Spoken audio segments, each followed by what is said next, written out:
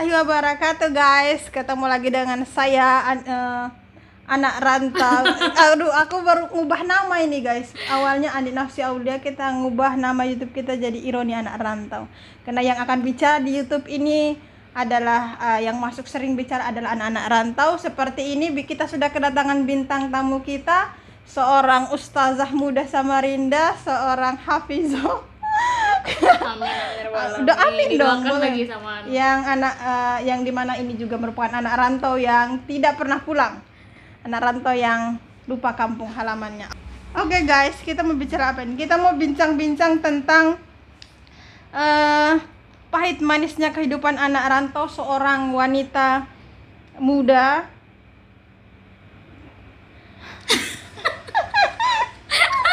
Kita mau bicara tentang kehidupan pahit manis hidupnya kehidupan anak rantau, seorang gadis rantau di negara orang.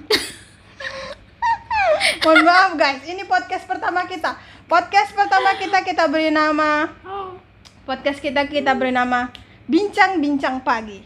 Kenapa bincang-bincang pagi? Karena pagi itu sebuah awalan yang baik untuk memulai sesuatu yang baru. Tapi seperti ini malam podcast kita ini. Nggak apa-apa. Orang MC sering bilang semangat pagi, padahal sudah sore, padahal sudah malam.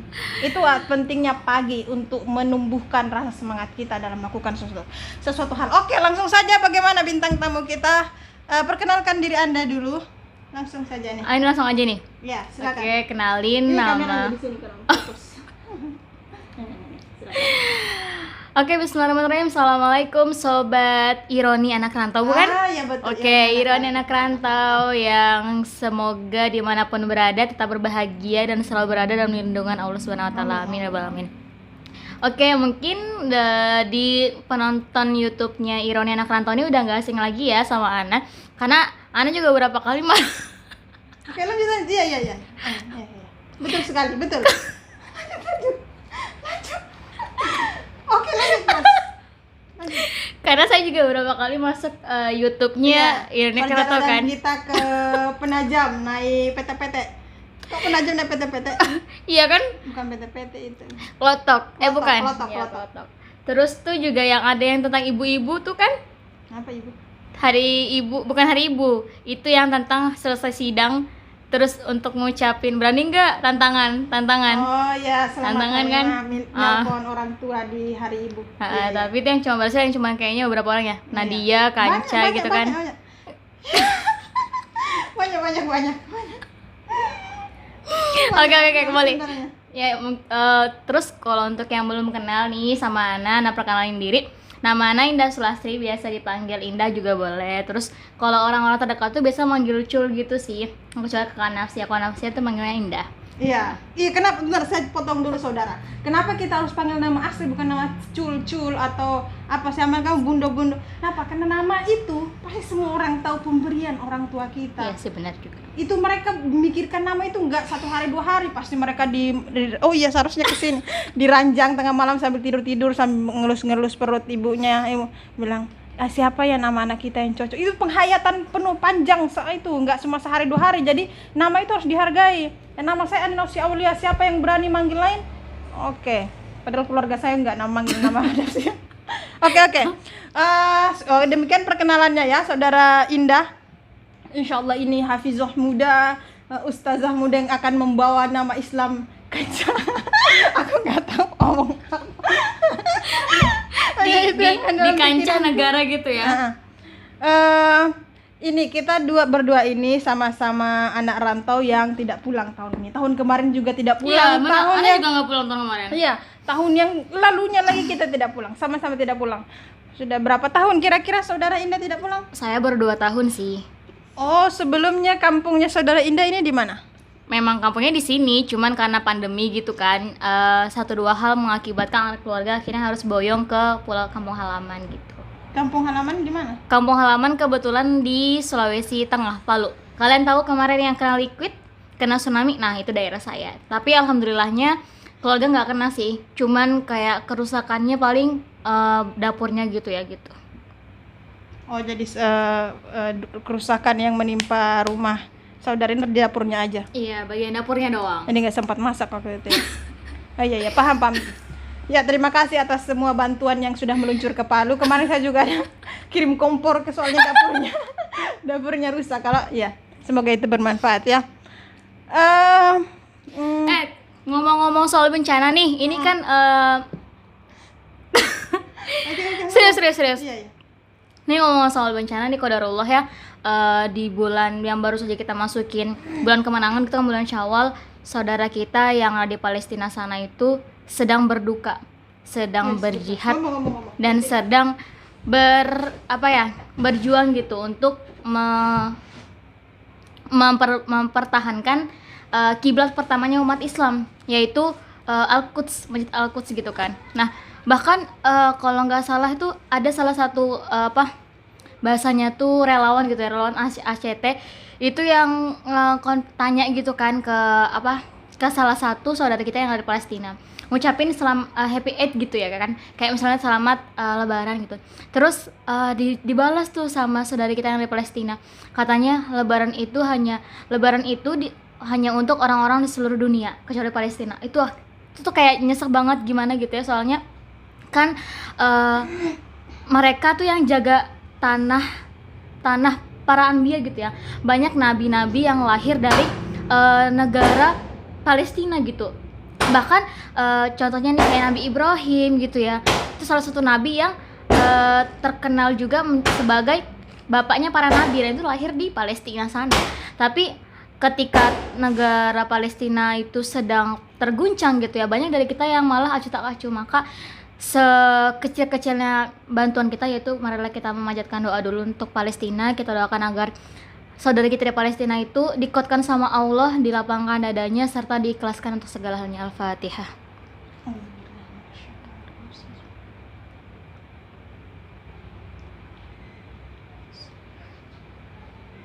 Amin.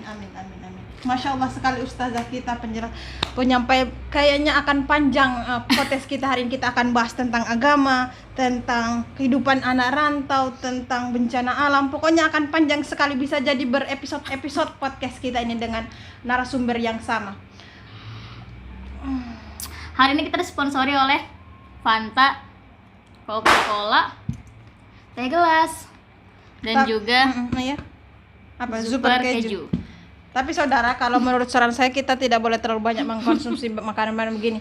Jadi kalau saya no konsumsi begini-beginian. Nih tapi no guys, ini udah disediain nih guys, dan dia nggak mau. Dia nih seorang yang sangat menjaga kesehatannya gitu ya. Bahkan tau nggak, pas pertama kali buka puasa di sini dia nyediain apa ya?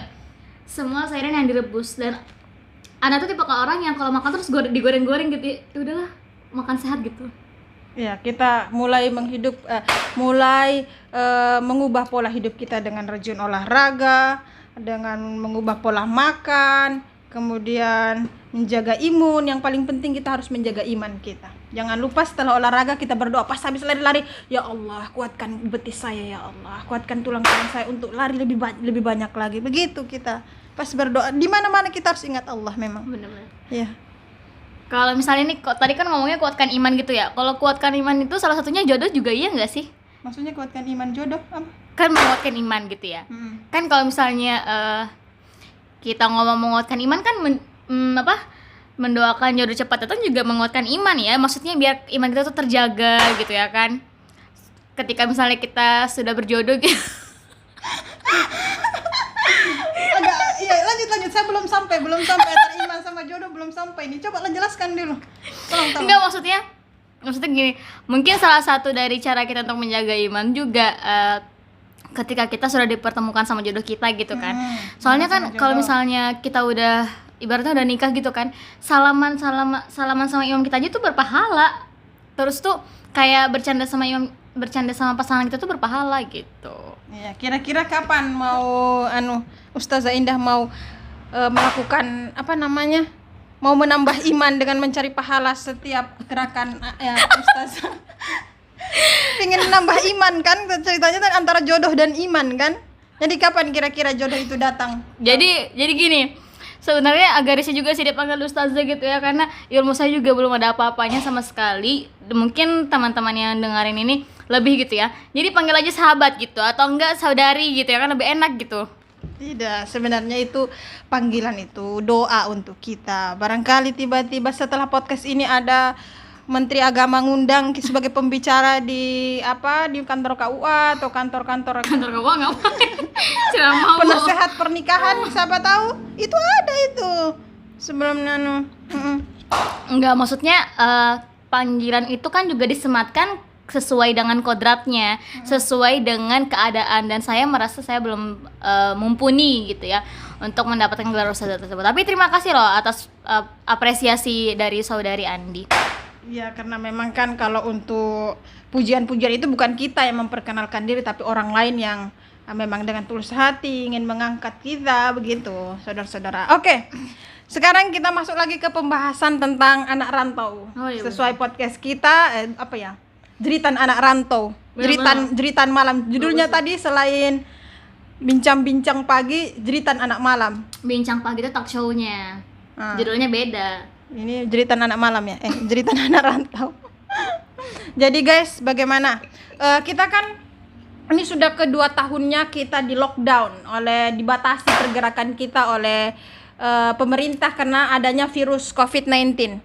Nah, jadi peraturan kemarin, ini sudah hari kedua Syawal, kita tidak boleh mudik sampai tanggal yang ditentukan, sampai tanggal 17 ya. 17 benar. Tanggal 17. 17. Sampai tanggal yang ditentukan. Bagaimana perasaan atau unek-unek sebagai anak rantau dengan adanya aturan itu? Ya, kalau dibilang gimana perasaannya pasti sedih banget ya, apalagi kan momen Idul Fitri itu momen kekeluargaan yang erat banget gitu. Jadi kalau misalnya ada pelarangan mudik ini menurut saya sangat-sangat menyiksa rakyat sebenarnya. Di satu sisi rakyat mungkin dari pemerintah begitu menjaga rakyatnya gitu ya, sehingga rakyatnya dilarang atau ditunda dulu ke mudiknya gitu ya, bertemu dengan keluarganya. Tapi di sisi lain juga pemerintah dengan legowonya gitu ya membuka dan memberikan kesempatan untuk warga negara asing masuk ke negara Indonesia. Jadi sebenarnya ada dua sisi yang bertolak belakang banget gitu. Benar. Jadi mau dibilang sebenarnya respect sih sama pemerintah dalam hal mencegah penyebaran COVID-19 gitu ya. Tapi ketika melihat adanya berita bahwa WNA dengan luasnya masuk ke sini tuh jadi dongkol juga ya enggak sih? Jadi kayak ini apa sih maksudnya gitu ya kan? Apakah ini sebuah mungkin adanya sebuah konspirasi gitu atau apa ya? Gawat ini kita bicara konspirasi. Ya enggak, maksudnya soalnya yang dilakukan dengan yang terjadi itu beda gitu loh ya. Yang dibicarakan dengan yang terjadi itu beda. Masa ibarat kata sama anak kandung gitu ya begitu tegas, sedangkan dengan anak tetangga itu baiknya Masya Allah gitu kan, terbalik. Padahal sebenarnya yang patut banget untuk diperhatikan itu anak kandung, bukan tetangga gitu. Masya Allah sekali ustazah nih. Jadi ustazah Indah ini jangan panggil ustazah kan? Ustazah dong. Panggil Bung Indah. Bung Indah. Jangan juga. Saudara Indah. Saudara aja. Saudara Indah, Masya Allah sekali ya. Jadi saudara Indah ini termasuk kawan yang tidak jadi pulang atau memang tidak ada rencana pulang? Rencana pulang. Tapi tidak jadi pulang karena itu ya, larangan mudik ya. Larangan mudik juga salah satunya. Terus memang tertambat juga hatinya di sini gitu ya kan. Ada beberapa tugas yang memang harus diselesaikan sehingga kalau misalnya mau berangkat pulang itu kayaknya agak berat gitu. Jadi mungkin akan ditunda. Tapi yang memang bikin dongkol tuh sebenarnya ya pelarangan, benar. Gitu. Iya betul sekali. Tapi kalau saya adanya peraturan itu tidak terlalu menghambat kehidupan saya memang, karena kalau saya ya. Jadi kalau saudari Nafsi ini kenapa tidak pulang, kan melihat keadaan juga pelarangan mudik juga cuma berlaku dari tanggal 6 kan, sedangkan saudari Nafsia ini berpotensi, tadi saudari Nafsia bilang karena tidak berpengaruh apa-apa bagi saudari Nafsia. Kenapa tidak pulang? Ini kok jadi saya yang nanya ya? Tidak apa-apa, tidak apa-apa. Bagus. Pertanyaan bagus. Gini. Tapi bukannya kalau larangan mudik itu sebenarnya ada nggak larangan mudik? Ada. Tapi bukannya kalau larangan mudik itu bagai dasar lagu ada bagaikan bagaikan langit. Bukan. sebenarnya bagi yang tidak mengikuti protokol kesehatan, bukannya kalau kita menjalankan protokol kesehatan kita bisa-bisa aja mudik. Tetap dari tanggal 6 sampai tanggal 17 itu adanya pelarangan mudik, betul-betul nggak boleh ada mudik. Kalau misalnya nih sampai ketahuan gitu kan, bahkan kalau di berita-berita kita lihat gitu ya, orang-orang yang mudik itu sampai diputar balik, sampai disuruh putar balik loh saudari Nafsia. Itu mungkin yang tidak enggak, mereka semua PCR apa swab apa enggak, rapid test. pokoknya Tidak boleh rapid test kan? tidak pakai Kalau rapid boleh test juga, tapi memang tidak boleh saudari Nafsia, tapi memang tidak diperuntukkan untuk kalau misalnya dengan rapid test aja itu kita kita bisa diperbolehkan mudik. Terus untuk apa vaksin? Bukannya vaksin itu sudah mencegah kita, padahal kan wacana pemerintah awalnya kan kalau misalnya sudah vaksin itu nggak perlu lagi tuh rapid test gitu. Oh, kalau masalah vaksin itu ya Saudara Indah, kalau yang saya dengar itu kan ada dua tahap vaksin. Ada jeda waktunya, dan kalau seandainya kita sudah vaksin pertama, terus kita sampai ke jeda waktu yang sudah ditentukan kita terlambat, maka vaksin yang pertama itu hilang, artinya kita harus vaksin ulang lagi. Maka mungkin itu salah satu alasan kenapa kita dilarang mudik. Jangan sampai kita sudah divaksin pertama, untuk sampai ke waktu vaksin kedua itu kita masih di kampung, artinya tertunda kan vaksinnya, akhirnya rugi kan, akhirnya harus ngulang lagi vaksin dari awal. Sedangkan vaksin itu kan mahal, kita datangkan dari negara, dari mana itu kemarin, kurang tahu ya, Di luar negeri pokoknya. iya pokoknya dari negara orang. Iya sih, benar juga sih, mungkin ada benar juga ya pemerintah, tapi pokoknya ibaratnya sekarang tuh kan ya udah banyak banget ya tanda-tanda bakalan kiamat. Dan kita doain aja lah ya, semoga Penjelasan kita panjang sampai ke kiamat. Dunia ini memang bagus lanjutkan ibu saudara-saudara. iya, soalnya gini loh, di awal-awal bahkan ya banyak sudah para ambiya gitu ya, atau keluarganya Allah, waliullah itu yang diambil sama Allah gitu. Bahkan yang terbaru-baru ini itu Tengku Ustadz Tengku Zainuddin Iskandar. bukan Kakakku ada. Ustadz Tengku itu yang beliau itu merupakan salah satu anggota dari Majelis MUI Indonesia, dan itu berpulang ke rahmatullah gitu ya. Padahal dan itu tuh sedetik setelah azan gitu ya. Jadi kayak ironi banget, kayak ibaratnya tuh kalau misalnya kita masuk ke dalam kebun gitu ya, pasti kan yang kita bakalan ambil tuh bunga-bunga yang paling indah banget gitu ya kan. Nah ibaratnya tuh kayak Allah tuh sudah benar, jadi tuh kayak sedikit ada takut juga gitu, kayak takut mati gitu. Cuman sebenarnya memang kita nggak boleh takut mati gitu sih. Cuman ya dengan adanya kayak gini sekarang kan, pandemi dan lain sebagainya, kita doain aja sih ya, doain untuk khususnya untuk negara kita ya, dan juga agar pemimpin kita juga diberikan bahasanya tuh biar enggak diberikan petunjuk lah sama Allah ya, agar bisa memimpin negara ini dengan seadil-adilnya. Bener banget tuh. Diberi jalan yang baik untuk kemakmuran baldatun thayyibatun wa rabbun ghafur. Bicara tentang kematian saudara ustazah, saudara Indah, Bung Indah. Kita gimana ya? Saya ini masih agak bingung dengan konsep kematian. Kenapa tuh? Sebentar. Jangan dulu. Kita lari dulu ke rantau. Jangan, kita lari dulu ke kabar Palestina. Kita lari ke berita luar negeri. Oh ya. Ya. Jadi kan saya pernah dengar penyampaian atau bacaan, kalau nggak salah saya lupa. Katanya bangsa Palestina itu akan merdeka, maka akan kiamat. Berarti kalau seandainya nih kita orang yang takut mati, kita kan wajar takut mati kan, kita masih mengumpulkan amalan-amal di dunia kan. Terus nggak usah bantuin. Kadang-kadang sebentar kita masih takut mati kan, kita berdoa, ya Allah bebaskan Palestina ya Allah, gitu kan. Berarti kalau seandainya dikabulkan doa kita, kiamat. Mohon maaf, ini pertanyaan orang awam guys ya, seperti saya ini orang awam, jadi kita persilahkan kepada ustazah saudara Bung Indah untuk menjawab. Gimana? Minum dulu guys. Habis makan coklat ini guys, aduh tersedak ini guys. Aduh saya juga haus tapi nggak ada air putih. Ya sudah, minum dulu. Ya, gimana saudara Bung? Oke, mungkin panggilannya dirubah ya, saudara. Jangan panggil ustazah. Mana. Ya, yang mending saudara aja kan enak. Ini kan juga bincang santai doang. Iya, siap.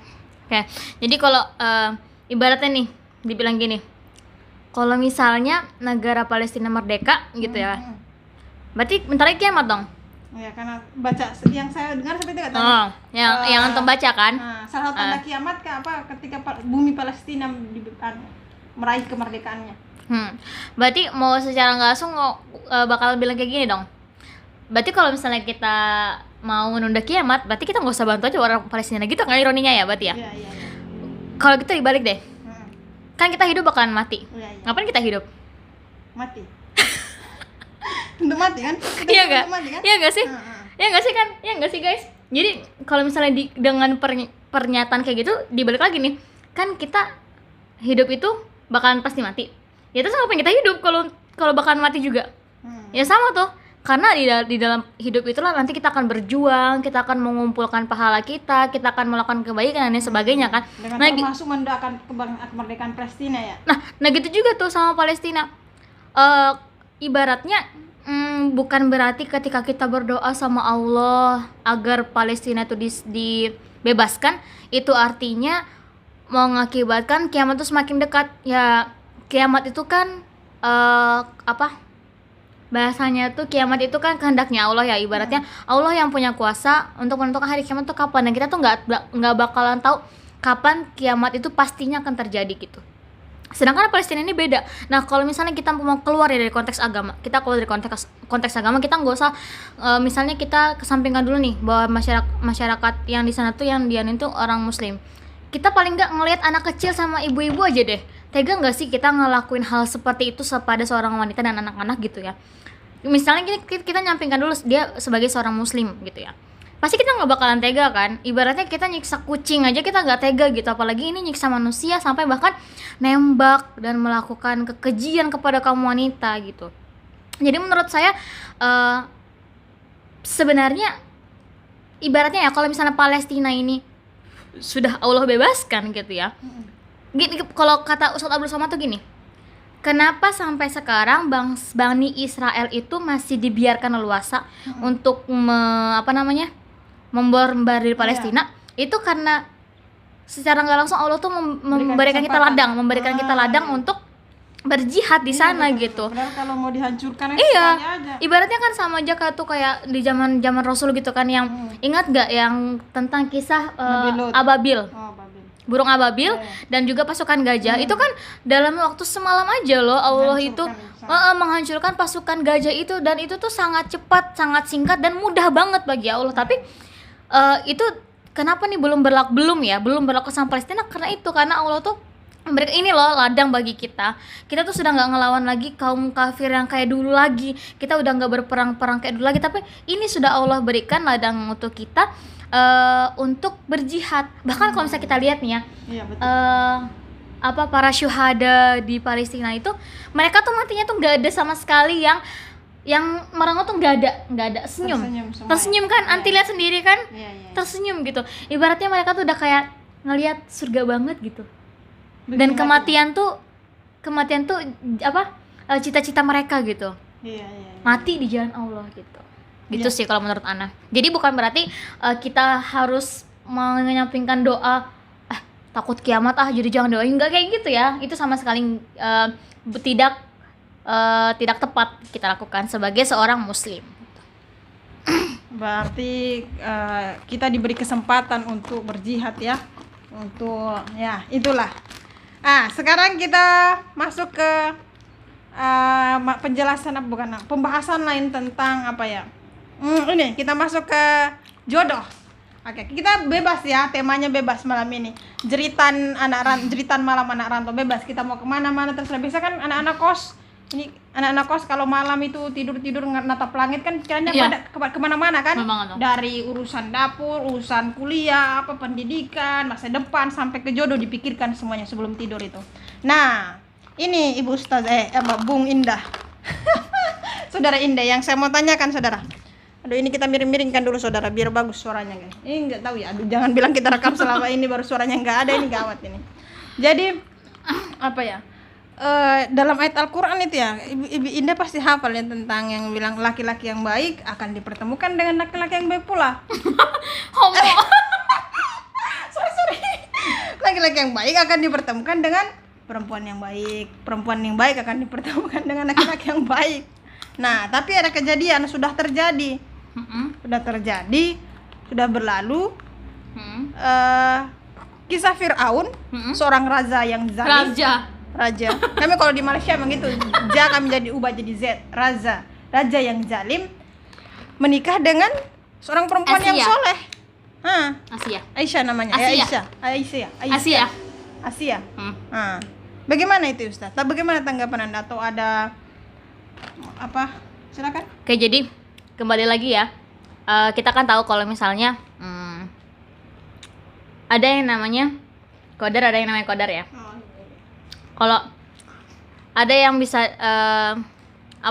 bisa diubah gitu ya dengan ikhtiar kita, ada juga yang memang udah ditetapkan jadi milik kita. Kalau misalnya yang udah nggak bisa dirubah tuh kayak rezeki sama kematian.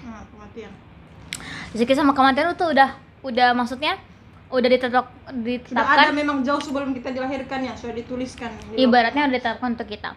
Sedangkan kalau perkara jodoh ini perkara yang bisa diikhtiarkan gitu. Jadi maksudnya gimana sih?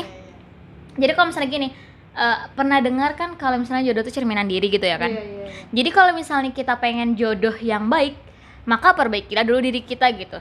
Jangan kita mendambakan suami seperti Nabi Muhammad sedangkan kita masih berlaku seperti seperti Hodimah bukan Hodijah. Hodimah itu pembantu, artinya pembantu. Maksudnya tidak memuliakan diri kita seperti itu ya. Gitu. Maksudnya kita harus memperbaiki. Itu sesuatu yang bisa diubah. Takdir yang bisa diubah, bisa diikhtiarkan. Nah, terus perkara tadi misalnya kan tadi katanya perempuan yang baik untuk laki-laki yang baik, laki-laki yang buruk juga untuk perempuan yang buruk gitu kan. Kenapa kayak gitu? Terus kenapa tidak berlaku dengan kejadiannya Asia dan Fir'aun gitu, maksudnya anti mau bilang gitu ya. Jadi sama kejadian lainnya. Iya, kejadian lainnya. Nah, jadi tuh gini, kita nggak pernah tahu apa yang Allah inginkan sampai kita menjalani itu. Ya, kita nggak pernah tahu apa yang Allah pengeni sampai kita menjalani itu dulu. Nah, jadi buktinya nih sampai perkara doanya Asia yang pengen dibangunkan rumah di surganya Allah itu dicatat di dalam Al-Qur'an perkara itu. Saking pengennya Asia itu diberikan balasan atas kesabarannya dia. Bayangin kalau misalnya bukan Fir'aun yang jadi pasangannya, apakah dia akan sabar itu? Oh iya kali ya ya kan? Diuji kesabaran. Jadi dibangunkan istana lewat kesabarannya. Benar. Jadi mungkin aja. Jadi itu gini. Kalau misalnya kalian pernah baca bukunya Isabel, itu buku terjemahan karangan Isabel, dia ada kisah-kisah tentang wanita-wanita hebat. Salah satunya Asia, Fatimah, Khadijah, Aisyah, Maryam. Nah, Ana tuh pernah baca sekilas tentang Asia. Jadi mereka itu sebenarnya jadi tuh ada 4 orang. Ada Asia, Fir'aun, Korun, satu lagi Hanan apa mana? Haman gitu. Hanan kalau nggak salah. Itu temannya. Jadi kalau temannya Fir'aun. Jadi mereka berempat, Asia, Hanan, Korun sama Korun itu hidup di zamannya Fir'aun. Asia, Hanan, Korun, siapa lagi tadi Ana sebut? Fir'aun. Asia, Hanan, Korun, Fir'aun. Nah, berempat ini itu mereka dari kecil bareng-bareng dan memang 4 orang ini tuh hebat. Nah, ada gurunya, kita sebutlah namanya Guru Ta gitu ya. Kita inisialkan namanya Guru Ta. Jadi Guru Ta ini yang melatih kepribadian mereka. Melatih segala hal tentang mereka tuh, melatih tentang ilmu kehidupan tuh Guru Ta. Nah, pernah suatu kejadian pas mereka masih kecil nih, nggak apa ya cerita sedikit ya. Pas mereka masih kecil ini, mereka dilatih tentang kebersihan hati, kejernihan hati gitu ya. Jadi Guru Ta ini membawa mereka melewati sungai menggunakan kapal, akhirnya dibawalah ke hutan. Nah, Guru Ta ini sudah mempersiapkan 4 burung. Mungkin teman-teman juga udah pernah dengar ceritanya gitu ya. Untuk keempat laki-laki ini? Untuk keempat, kan Asia satunya. Asia, Harun, Fir'aun, dan Korun. Nah, Asia, Fir'aun, Hanan, dan Korun gitu ya. Ada 4 orang. Jadi dibawalah oleh Guru Ta ini mereka berempat ke hutan. Ada burungnya. Dan jadi 4 ekor burung ini diberikan ke mereka berempat kan. Nah, sampai menangis. Diberikan ke mereka berempat. Iya. Panas banget soalnya ini. Ada kipas guys, cuma kita lagi mabok masuk angin. Nah, diberikan ke mereka berempat, terus guru tuh bilang gini, saya berikan kalian masing-masing 1 ekor burung dan kalian harus membunuhnya tanpa seorang pun yang tahu. Nah, jadi dibawalah. Bunuh dengan cara masing-masing mereka itu ya. Ya, benar. Kalian harus bunuh ini tanpa ada seorang pun yang tahu. Nah, akhirnya berjalanlah Korun pertama nih, Korun ini sudah membunuh nih. Niatnya sudah mau membunuh, tapi di tengah perjalanan dia bertemu dengan seorang ayah yang mencari seekor burung yang tengah seekor jenis burung. Memang jenis burung ini burung yang langka dan juga unik gitu kan. Kayak cendrawasih gitu kan, hanya ada di. Nah, ini beda gitu. Maksudnya dari segi manfaatnya tuh memang beda. Nah, terus kalau nggak salah si ayah ini mencari jenis burung itu untuk diberikan kepada anaknya yang sedang sakit parah banget. Udah kritis gitu. Nah, pas di pertengahan jalan ketemu sama si Korun, seorang ayah ini tanya, itu burungnya mau diapain? Boleh nggak saya beli? Gitu. Oh iya, saya tadi niatnya mau bunuh, tapi kalau bapak mau beli nggak apa. Nah, tapi niatnya Korun tadi niatnya membunuh gitu ya. Nah, sudahlah, akhirnya dibeli sama si ayah tadi. Dijual sama Korun ya? Dijual sama si Korun. Makanya dia jadi kaya. Nah, itu nggak tahu juga, belum tuh. Terus lanjut ke si Asia. Asia pergi ke Padang Ilalang. Dia mau bunuh tapi nggak bisa. Dia masih merasa ada yang ngikutin dia. Terus dia pergi. Dia merasa ada yang lihat, kan nggak boleh dilihat sama orang. Dia pergi sampai dia tuh lari ke gunung sampai ibaratnya digambarkan tuh betisnya tuh berdarah-darah karena kena rumput-rumput yang menyakitkan gitu ya. Ilalang. Perih kalau kena. Jadi sampai kulitnya tuh berdarah-darah dan dia berada di balik gunung dan dia merasa masih ada yang ngikutin dia. Akhirnya dia pulang dengan membawa burung yang masih hidup itu. Nah, kembali ke Hanan dan Firaun. Nah, jadi si Firaun ini juga sebenarnya Firaun itu ada di tengah-tengah. Jadi kalau si Asia ini dia baik, Hanan itu dia potensi jahat. Hanan itu memang jadi gini, sosok Hanan. Belum. Bentar. Sosok Hanan ini digambarkan memang dia sosok yang disiplin banget.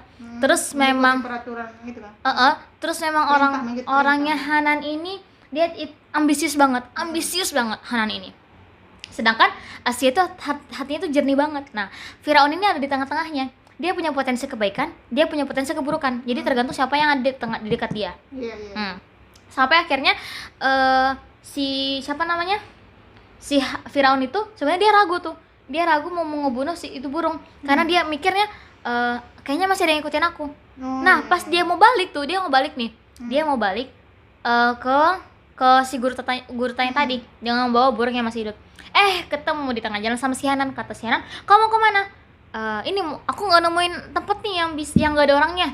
Ayo ikut ke aku. Jadi dibawa sama Hanan. Akhirnya mereka ke dalam sebuah gua. Misalnya Hanannya di sebelah utara dan si Firaun di sebelah selatan dan akhirnya mereka membunuhnya. Gitu. Jadi ketika kembali berempat keempat-empatnya ke guru gitu ya. Terus ditanya satu-satu, kamu bunuh di mana? Dan akhirnya Korun tadi jelasin kalau misalnya dia tadi ngejual gitu ya. Jujur. Hanan dan Firaun juga menjelaskan kalau mereka bunuhnya di sini. Nah, cuman si Asia nih, dia sambil menangis, menjerit gitu ya, dia bilang kalau misalnya saya tidak berhasil membunuh burung ini. Ditanya kenapa? Karena saya merasa ada yang mengikut saya. Zat yang saya tidak bisa lihat tapi dia bisa lihat saya gitu. Kejernihan hati Asia. Tapi kalau misalnya kalian perlu tahu, Asia ini memang dia keturunan dari seorang ibaratnya seorang penganut agama Hanafi gitu ya. Ibaratnya memang penganut, memang percaya kepada Allah gitu. Iya. Yang ada. Jadi memang ibaratnya itu memang penganut ajaran Nabi Ibrahim gitu. Si Asia itu. Jadi ceritanya bagus banget dan ini buku rekomen banget untuk kalian beli dan kalian baca. Judulnya tuh Asia Sang Gurun Mawar Gurun Firaun. Asia Mawar Gurun Firaun tuh keren banget. Nah, akhirnya sampailah mereka besar gitu ya. Singkat cerita tadi tuh akhirnya guru bilang kalau misalnya kalian bertiga tuh salah ibaratnya gitu ya. Tapi bahasanya tuh nggak menyalahkan. Ibaratnya kalian bertiga itu masih belum memiliki kepercayaan kepada sesuatu yang goib gitu diibaratkannya. Dan Asia itu benar gitu. Karena memang di balik apa yang kita lihat dengan mata kita itu masih ada hal yang nggak bisa kita lihat dengan mata kepala kita, dengan indera kita. Ibarat kata kalau kata seorang sajak gitu ya, seorang apa namanya, pujangga, dari 1000 hal yang kita ketahui masih ada 1001 hal yang tersimpan sama dunia ini. Dunia ini tuh memang penuh misteri gitu.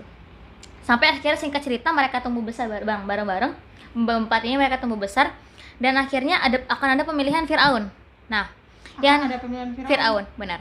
Pemilihan Firaun. Firaun itu kan gelar raja sebenarnya. Tapi saya lupa siapa nama Firaun ini. Firaun ini nama saya lupa. Nah, tapi ini memang Firaun yang Firaun yang cerita istrinya Aisyah itu kan, Asia. Memang. Nah, yang meninggal di dalam kolam. Yang Nabi Musa. Iya. Nah, jadi Firaun akan ada pemilihan Firaun gitu kan. Nah, jadi pilihannya itu antara dua, antara si Firaun ini, tapi maaf saya lupa namanya Firaun ini. Antara Firaun ini dan juga si Hanan. Kalau kata Guruta, memang kandidat ya kayak calon. Bener. Jadi mereka berkumpul, para pembesar tuh berkumpul, penguasa gitu ya. Terus mereka bilang nih ke Guruta, kan Guruta guru ilmu mereka kan, guru ilmu kehidupan mereka. Pokoknya gurunya mereka lah Guruta ini. Nasihat, gitu ya. Kalau ada apa-apa mereka nanya gitu lah. Mereka nanya dari dua kandidat ini menurut Guruta siapa gitu. Akhirnya Guruta bilang, Hanan itu bagus tapi dia ambisius. Sedangkan kalau Firaun ini bagus tapi asalkan dia dipasangkan dengan Asia. Nah, itulah yang menjadi asbab kenapa Firaun dinikahkan sama Asia. Gitu, friend. Nah, tapi saya baru baca dari situ dan akhirnya terpotong karena satu dan lain sebagainya. Apa ya namanya apa? Kalau si Korun itu kan ada kisahnya. Ya, tapi saya tuh kurang tahu ini Korun yang kisah Korun yang punya harta. Tapi kayaknya itu sih. Tapi kayaknya itu kayaknya ya. Si Firaun juga ada kisahnya. Hanan ini apa? Kalau misalnya teman-teman pernah buka pernah baca-baca gitu ya sambil baca Al-Qur'an, sambil baca artinya tuh Hanan ini memang ada disebutkan dalam Al-Qur'an. Hanan ini memang orang yang ibarat kata tuh tangan kanannya Firaun banget gitulah ya. Tangan kanan Firaun, kalau nggak salah di Quran surah Al-Qasas kalau nggak salah ya. Di situ tuh dijelasin tentang cerita Nabi Musa. Itu pada suatu ketika Firaun tuh bilang ke Nabi Musa, "Hai Musa, aku bisa kok temui Tuhanmu yang di langit sana." Terus Firaun tuh bilang, ibaratnya Hanan ini tangan kanannya Firaun banget gitu. "Hai Hanan, tolong buatkan aku tangga menuju langit. Aku ingin bertemu dengan Tuhannya Musa." Saking si Firaun itu sombong banget gitu. Jadi emang Hanan ini emang kayaknya tuh memang tangan kanannya Firaun gitu. Itu 39. Wih, sudah lama ya? Iya. Apa penutupnya nih? Oke, saudara-saudara. Masya Allah sekali penjelasan tentang apa? Tadi pertanyaan apa? Tentang apa bisa jadi? Oh, ini tentang laki-laki yang baik untuk perempuan yang baik. Maka kenapa Firaun bisa bertemu dengan seorang perempuan yang baik? Karena Kita nggak pernah tahu takdir Tuhan ya. Takdir itu ada yang bisa diubah, kayak jodoh itu bagaimana ikhtiar kita. Sebagaimana ikhtiar kita itu yang kita dapat. Jadi kalau malam ini saya berdoa, ya Allah, semoga rahasia malam-malam saya. Wah, mantap. Malam-malam. Iya kan? Rahasia malam di setiap sujud kan? Sebentar saya mau tanya dulu. Dalam sholat tuh boleh nggak kita berdoa? Kan ada yang titik terdekat kita dengan Allah ada di ketika sujud. Sujud itu merupakan titik terdekat kita dengan Allah. Jadi artinya kita boleh berdoa, minta apa saja ketika sujud. Tapi bolehkah kita berbicara, maksudnya membaca doa selain apa yang kan dalam hati? Dan dizahirkan. Oh, nggak diucapkan gitu, berarti boleh aja kalau dalam hati ya. Walaupun sholat sunnah, sholat wajib. Iya. Bahkan kan itu hadisnya sahih banget. Nah, gimana hadisnya? Kalau misalnya memang salah satu waktu mustajab itu ya pada banyaklah doa ketika sujud ya. Ketika sujud terakhir itu memang sahih gitu. Jadi yang tapi sujud waktarib dan sujudlah dan mustajab. Mustajab. Itu. Jadi sujud terakhir. Jadi banyak-banyaklah berdoa. Terus juga sebelum salam itu kita tuh dianjurkan banget baca keempat doa, 4 doa. Itu apa aja? minta perlindungan. Ya Allah, lindungilah kami dari fitnah dunia, fitnah dajjal, lindungilah kami dari siksa kubur. Apalagi ya? Fitnah dajjal, siksa Fitnah kubur. dunia, fitnah dajjal, siksa kubur. Itu satu-satunya lagi saya lupa. Apa itu? Lindungilah kami dari fitnah dajjal, lindungilah kami dari fitnah dunia, dan lindungilah kami dari siksa kubur. Satunya lagi saya lupa. Satunya mungkin ghibah kali ya. Ini Enggak. kan ghibah, fitnah dunia kan ghibah. Lupa. Gitu. Nah, PR-nya Ustazah itu ya. Nanti kita tunggu penjelasannya di lain sesi, atau yang tahu yang lebih paham bisa komen di bawah ini ya. Benar banget. Iya, nah, saya ini orang-orang awam ini, baru mau belajar agama sama saudara kita ini. Jadi saya rasa waktunya sudah panjang sekali nih Ustazah, saudara Bung Indah. Nanti kita kalau ada yang masih banyak yang tertarik atau mau dengar jeritan malam anak rantau, bisa mungkin request kayak kita misalkan bicara kita- tentang apa, karena kita malam ini masih kemana-mana, bicara tentang jodoh, bicara tentang pokoknya masih kemana-mana. Oke, saya rasa itu saja dulu jeritan malam kita. Sebelum menutup jeritan kita, bisa ada jeritan sekali lagi sebelum jeritan. Apa penutup, kata-kata penutup apa? Nasihat atau apa? Iya. Sama ya. Kita kan masih ada di bulan Syawal nih. Masih Dua hari Syawal. kedua, 2 hari kedua Lebaran ya. Dua Syawal. Kalau masih 2 Syawal. Jadi kita kan rentan banget berbuat kesalahan. Gitu ya sama orang. Rentan Dosa banget. mengintai kita, Bu. Benar. Ibarat kata, hal yang paling mudah dilakukan tuh memang minta maaf kan. Dan yang sulit itu memaafkan. Tapi ada yang lebih sulit daripada itu semua. Cari jodoh. Nih gue lagi serius beneran guys. Terus. Sesuatu yang gak diungkapkan dengan kata-kata, tapi itu berdampak banget bagi diri kita. Apa itu? Memaafkan diri sendiri. Oh. Jadi mulailah untuk memaafkan diri kalian. Mulailah untuk memaafkan masa lalu kalian. Susah itu. Iya, saya masih belajar sampai sekarang. Betul. Dan mulailah untuk menerima segala yang terjadi dengan kalian. Karena kita nggak pernah tahu apa hikmah di balik apa yang terjadi dengan kita sampai kita menjalaninya sendiri. Tetaplah berhusnuzon. Sama saya juga masih belajar husnuzon sama Allah, sama takdir ini. Sampai kata teman saya tuh gini, kamu gak usah jauh-jauh kejar ridhonya Allah. Cukup kamu ridho dengan ketetapannya Allah, maka Allah akan ridho sama kamu. Jadi kita dulu harus ridho sama ketetapannya Allah. Allah kasih kita misalnya Allah kasih kita takdir nih sebagai anak rantau nih. Kita terima. Nikmat memang. Saya terima saya. Saya terima. Iya, kita terima takdirnya. Allah menetapkan kita sebagai anak rantau. Dengan begitu, Allah akan ridho sama kita. Ketika penerimaan itu kita bungkus dengan suatu kesyukuran, kesabaran gitu. Mungkin itu aja dari Ana, kurang lebihnya mohon maaf juga kalau misalnya mungkin ada yang salah atau ada yang terlupa.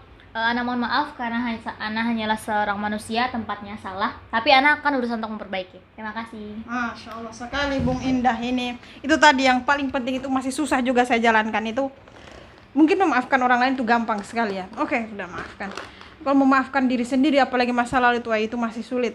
Kita belajar pelan-pelan guys. Untuk yang masih punya masa lalu kelam, untuk yang masih susah memaafkan diri sendiri, belajar dari sekarang. Pagi-pagi bangun tidur, cuci pakaian, cuci muka, baru maafkan. Gak nyambungnya. Oke guys, itu saja bincang-bincang pagi kita, bincang-bincang jeritan malam dari anak rantau. Jangan lupa untuk tetap yang ingin komen-komen, kasih pertanyaan tentang bincang-bincang kita selanjutnya. Hari libur kita masih ada 2 hari lagi ya. Benar. Mungkin kita masih bisa Sabtu buat sama video Ahad. lagi. Bisa komen di bawah tentang pertanyaan-pertanyaan, atau ada yang mungkin dari penjelasan kita ada yang penjelasan kita ada yang salah, Keliru atau gitu ya ya. ada yang keliru, karena kita kan tidak luput dari kesalahan, itu biasa yang orang ucapkan, manusia itu tidak luput dari kesalahan. Iya, tapi kalau terlalu sering salah juga tidak bagus juga ya guys. Itu saja. Terima kasih. Salam anak rantau. Apa nih jargonnya nih? Gak ada jargonnya gitu. Salam anak rantau. Gimana? Habis. Salam anak rantau. Habis itu dijawab apa? Gak tahu lagi. Salam. jangan. Salam itu apa artinya? Waspadalah. Salam tuh salamnya orang sebelah. Salam anak rantau. Ayo, 1, 2, 3. Salam anak rantau. Asik banget.